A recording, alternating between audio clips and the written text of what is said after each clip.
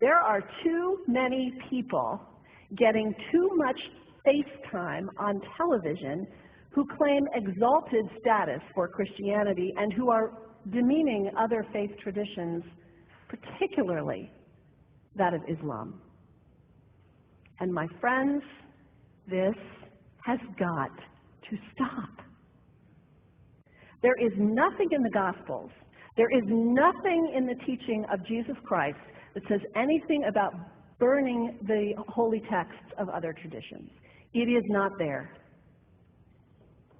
The proposed burning of the Quran is obscene.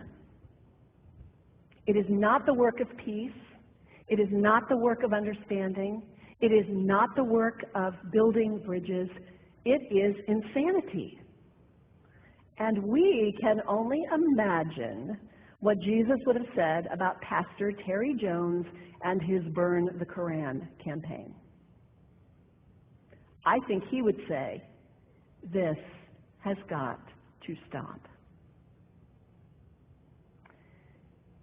Followers of Islam believe that the Quran is a collection of revelations received by the Prophet Muhammad from God about 1400 years ago.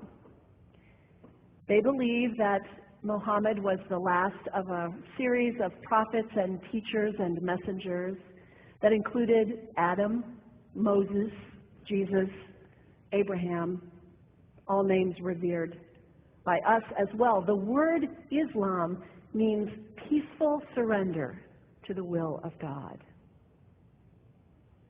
The Quran was written at a time when the Muslim people were being driven from their homes, persecuted, and killed.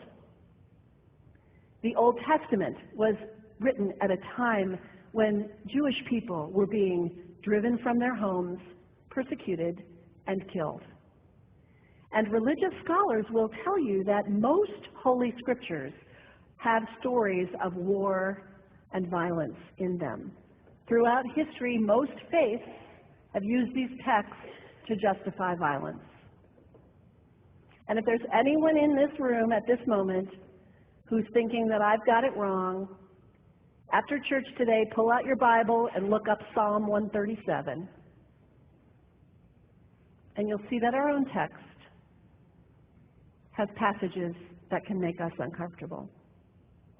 But also, like the Bible, the predominant message of the Quran is of peace and care and loving God, justice, care for the neighbor, care for the stranger.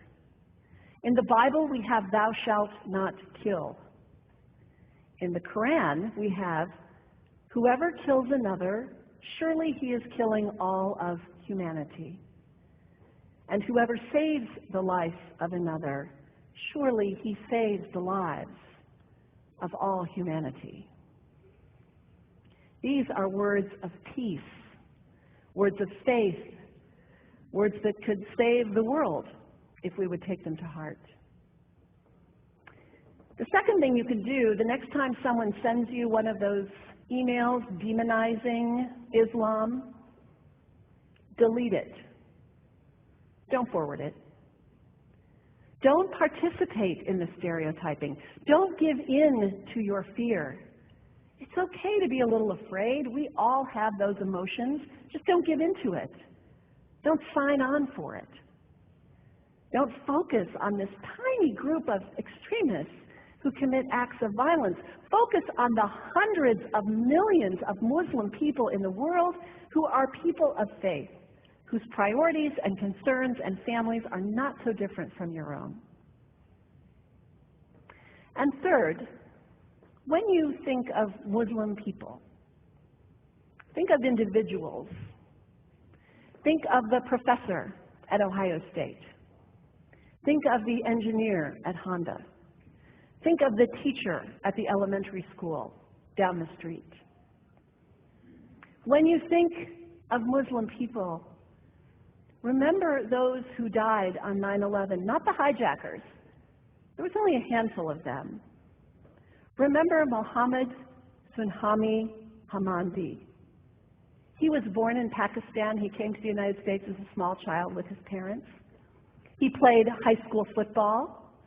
He went to college. He became a part-time ambulance driver. He died, this Muslim young man, on 9/11, trying to rescue people and save lives. When you think of Muslim people, remember Mohammed Salahuddin Cloudhurry. He was a waiter at Windows on the World, which was at the top of the World Trade Center. He died that day. His wife had their baby 2 days later. One of the ladies at the 8:30 service this morning said to me after, maybe we should declare September 11th, buy a Quran and read some of it.